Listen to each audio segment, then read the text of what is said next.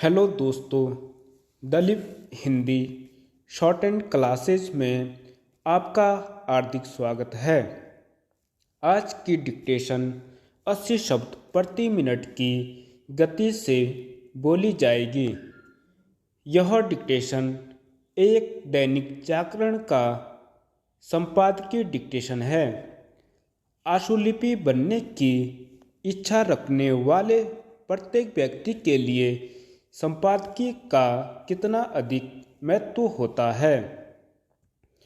आप सभी इसे अपनी शॉर्ट हैंड लिपि में लिखकर इसका अनुवाद करें और आपने इसमें कितनी त्रुटियां की है इसे भी ध्यान में रखकर उसे सुधारने का प्रयास करें।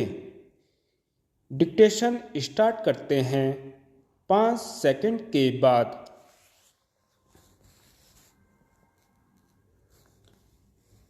राहुल गांधी की अदूरदर्शिता।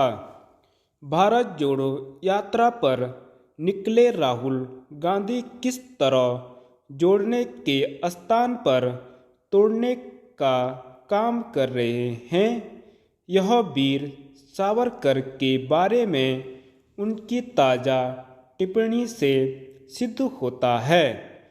उन्होंने भारत जोड़ो यात्रा में आदित्य ठाकरे के शामिल होने के पहले दिन सावरकर को अंग्रेजों का नौकर बता दिया। सावरकर के बारे में राहुल गांधी के विचार किसी से छिपे नहीं। वह न जाने कब से उन पर अंग्रेजों से माफ़ी मांगने का आरोप मढ़ते आ रहे हैं, लेकिन यह समझना कठिन है कि उन्हें महाराष्ट्र में सावरकर के खिलाफ टिप्पणी करने से हासिल क्या हुआ।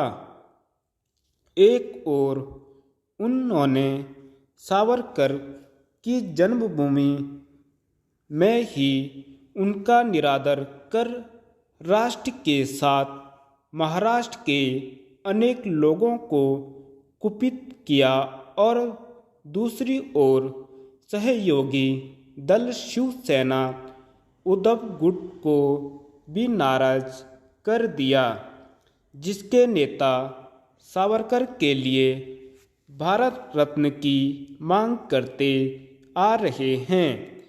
यह समय बताएगा कि उद्धव ठाकरे केवल अपनी प्रसन्नता व्यक्त करने तक सीमित रहते हैं या फिर महाविकास आघाड़ी से अलग होने का फैसला करते हैं।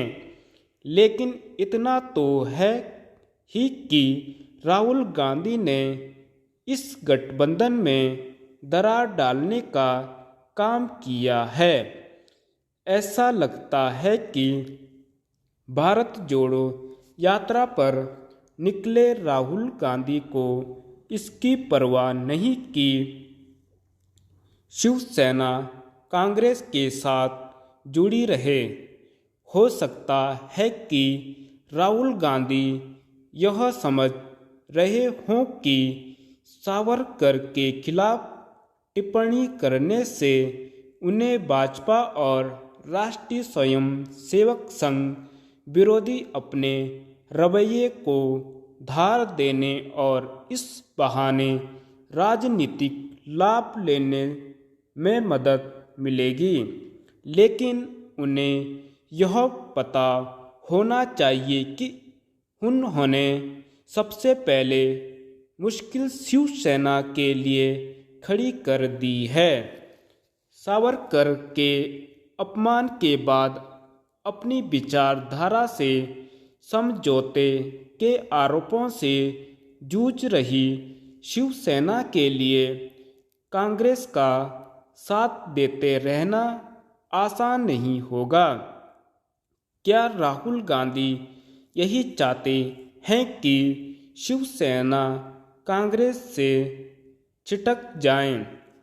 उनकी इच्छा जो भी हो, वह सावरकर को बार बार निशाने पर लेकर अपनी राजनीतिक अपरिपक्वता और अदूरदर्शिता का ही परिचय दे रहे हैं।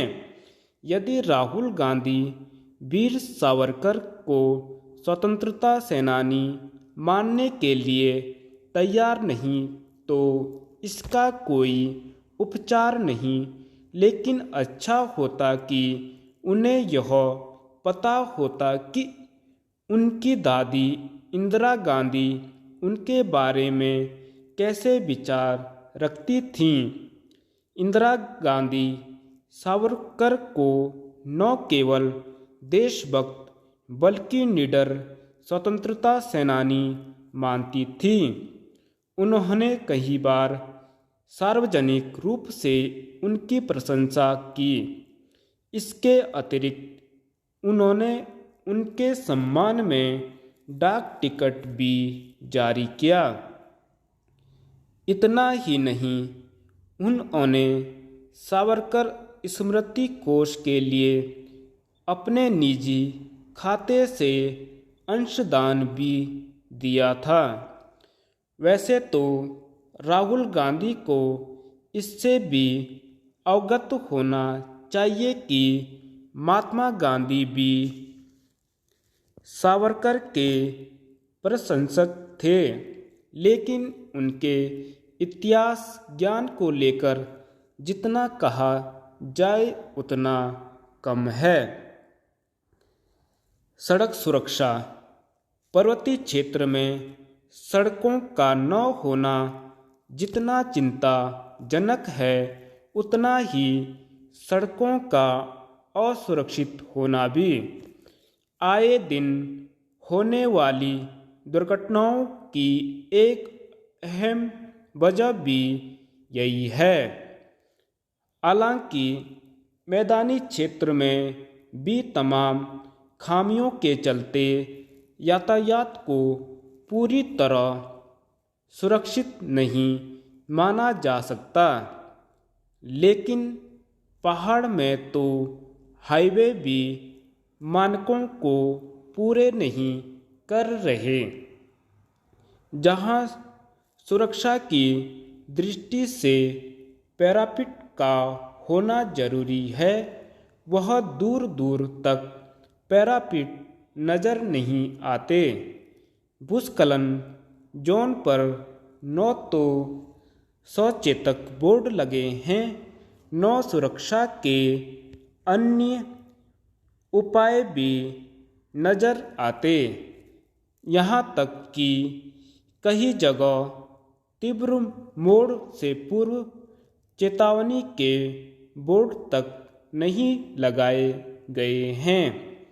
खास बात यह कि जैसे जैसे ठंड भी बढ़ रही है, पर्वतीय क्षेत्र की सड़कों पर खतरे भी बढ़ गए हैं। दरअसल शीतकाल में पाला जमने से सड़क खतरनाक हो जाती हैं और हर वक्त वाहनों के फिसलने की आशंका रहती है। ऐसे में चालक की जरा सी चूक कब अनहोनी का कारण बन जाए, कहा नहीं जा सकता। नियमानुसार ऐसी सड़कों पर नियमित रूप से चूना डाला जाना चाहिए ताकि फिसलन से बचा जा सके, लेकिन ऐसा कहीं देखने में नहीं आता। नदी घाटी क्षेत्र होने के कारण पहाड़ में शीतकाल के दौरान विजिबिलिटी भी बहुत कम हो जाती है और 2-3 मीटर तक भी ठीक से दिखाई नहीं देता। इन हालात में चालक की सतर्कता और नियंत्रित गति से वाहन चलाने पर भी गंतव्य तक सुरक्षित पहुंचा जा सकता है। यही नहीं, सड़क दुर्घटनाओं के लिए वाहनों की फिटनेस भी महत्वपूर्ण कारक है।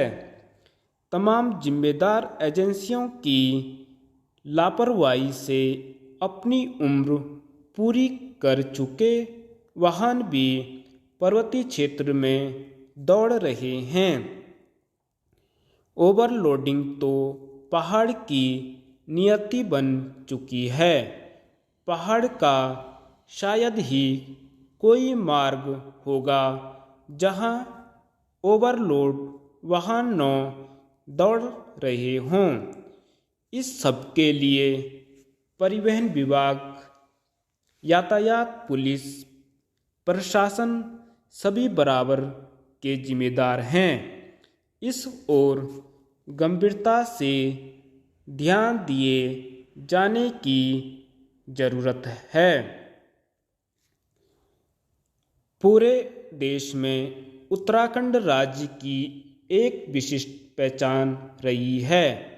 प्राकृतिक संसाधनों की धरोहर के साथ ही यहाँ पर लोग खुद को सुरक्षित महसूस करते थे। धन्यवाद।